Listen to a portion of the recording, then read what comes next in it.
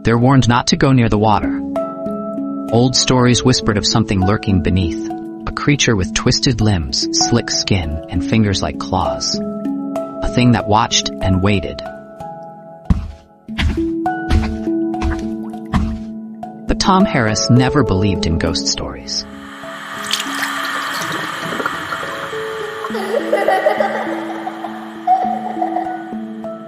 A whisper rose from the reeds, a child's giggle, soft, distant.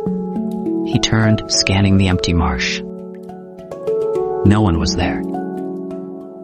He should have run.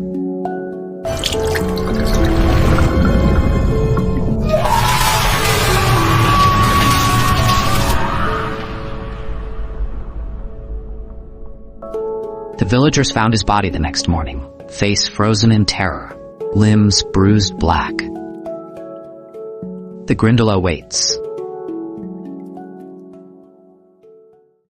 You may remember the Grindylow from Harry Potter and the Goblet of Fire, the vicious green-skinned water demons that attacked Harry during the Triwizard Tournament. These creatures weren't born from fantasy alone. They come from something far older, far darker. In the murky waters of northern England, where the reeds whisper secrets and the depths remain unseen, lurks a creature feared for centuries. A being of nightmares, whispered in cautionary tales. It is the Grindylow, a water demon, said to drag the unsuspecting into its cold, watery grave. But is the Grindylow merely an old wives' tale, or is there a dark truth hidden beneath the surface?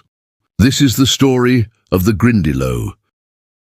The earliest records of the Grindylow trace back to Yorkshire and Lancashire, regions where mist-covered marshlands, winding rivers, and deep, stagnant pools have claimed many lives over the centuries. This creature is not just a myth, it is a warning woven into the fabric of rural England, where water can be both a lifeline and a silent predator. The name Grindylow is believed to be derived from Grendel, the monstrous being from Beowulf, a lurking terror that drags the innocent to their doom. While Grendel was said to haunt the misty fens of Denmark, his legend may have inspired local tales of an aquatic nightmare far closer to home. In these regions, where treacherous waters lie hidden beneath the reeds, parents have long warned their children, "Stay away from the water or the Grindylow will snatch you." But unlike other creatures of folklore, the Grindylow is not a mere ghost story. It is a deeply ingrained part of local culture. Some say it is nothing more than a cautionary tale, a way to instill fear in children to prevent them from wandering too close to dangerous waters. In the 18th and 19th centuries, drownings were tragically common. Bodies were often recovered with no witnesses to explain what had happened. Local villagers, unable to accept such unexplained deaths, turned to legend. The Grindylow became the answer to a mystery that no one could solve. But what if the Grindylow is something far more sinister than just a legend?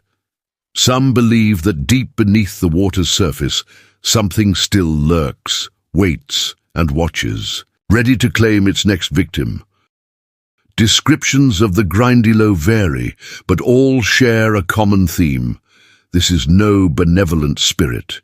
This is a predator. The Grindylow is depicted as a thin, sinewy creature with elongated limbs, webbed fingers, and a monstrous grin that stretches unnaturally wide. Its skin, pale and slick like that of a drowned corpse, sometimes appears greenish, blending seamlessly with the algae-covered waters where it lurks. Some reports describe it as having translucent skin, revealing the twisted veins beneath, while others say its eyes glow faintly in the darkness, reflecting moonlight like a cat's. Its limbs are long but deceptively strong, allowing it to move with unsettling speed in the water. While it may appear frail on land, its grip is said to be unnaturally powerful, able to pull even the strongest adult beneath the water before they have time to scream. Some believe the Grindylow is a type of water demon, a malevolent entity drawn to the innocence of children, feeding on their fear as it drags them into the abyss. Others claim it is something far older, an ancient, forgotten species lurking in the depths, waiting for the right moment to strike. Stories of the Grindylow have persisted for centuries, whispered from one generation to the next, each tale more chilling than the last. While some dismiss these accounts as mere folklore, others believe the creature is very real, lurking just beneath the surface, waiting for the right moment to strike. One of the most unsettling accounts dates back to West Yorkshire in the 19th century, a time when small villages were built around deep ponds and winding canals. It was here that a series of mysterious disappearances sent waves of fear through the community. Children would wander too close to the water's edge, their laughter echoing through the reeds, only for silence to follow. Then the bodies began to surface.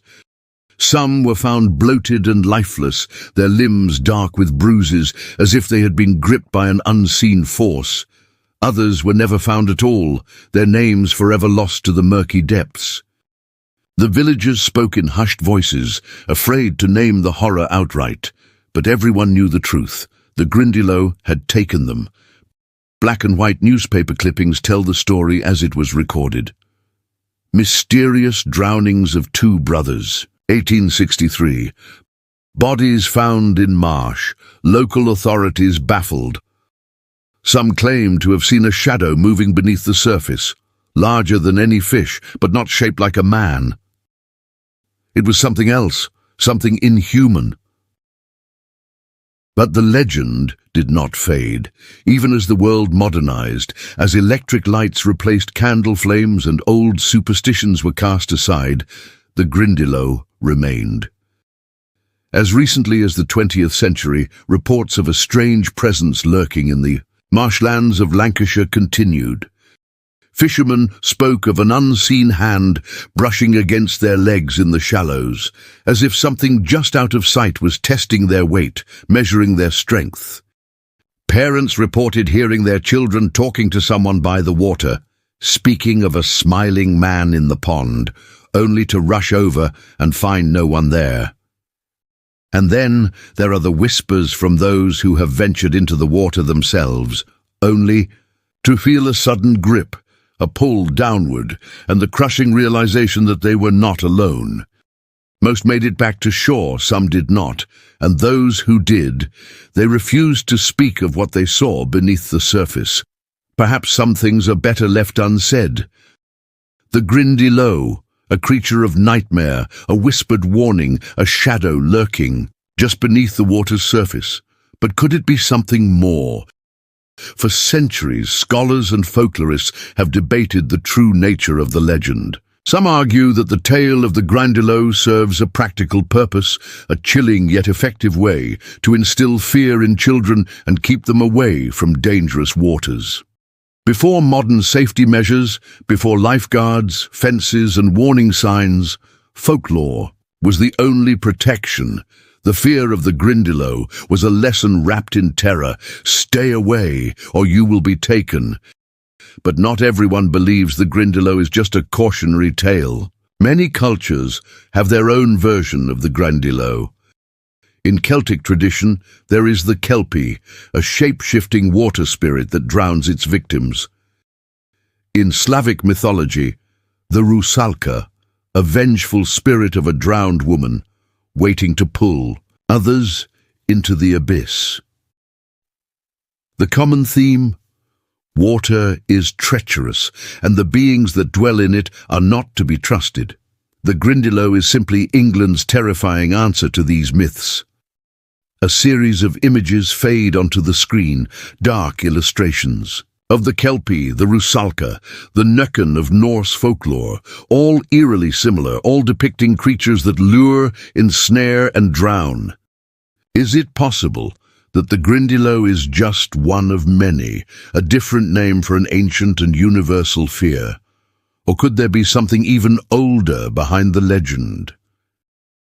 Some researchers believe that the Grindylow may have its roots in pre-Christian belief systems, tales passed down from the days when lakes and rivers were thought to be the domains of powerful spirits. The water was alive, inhabited by forces beyond human understanding. Some spirits were benevolent, offering protection to those who honored them. Others, however, were hungry.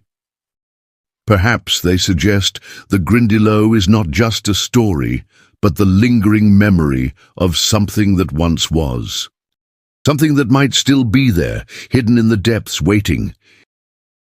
Even in the modern world, where science explains the unknown and folklore fades into history, the whispers of the Grindylow persist.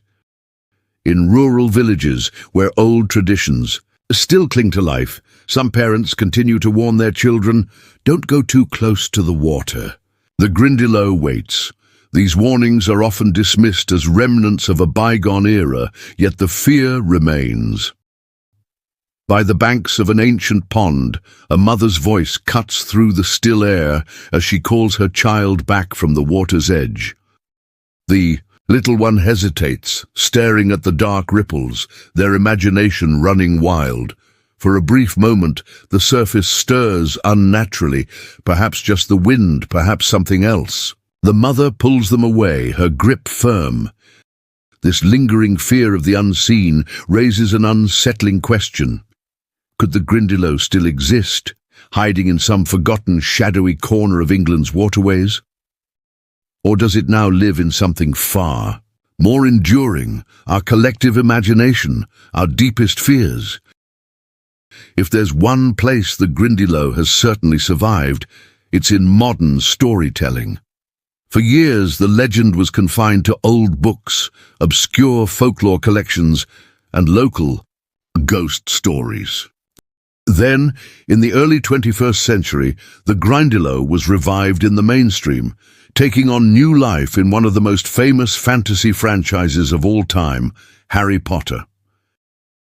In Harry Potter and the Goblet of Fire, the Grindylows are depicted as ferocious, green-skinned water demons with long, spindly fingers capable of crushing their prey.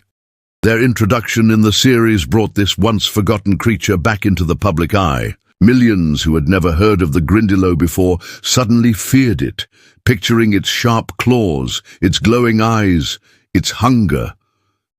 But J.K. Rowling's portrayal of the creature is just a modern interpretation of a much older terror, a terror that has haunted England's waters for centuries. So is the Grindylow just a relic of ancient fears, repurposed for entertainment?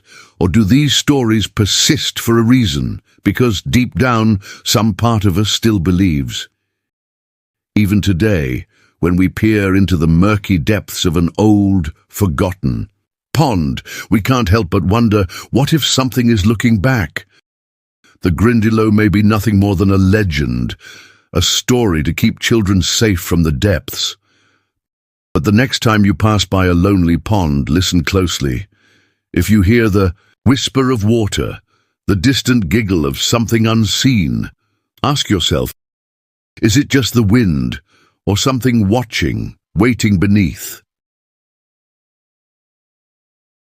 Thank you for watching. Please like, share, and subscribe.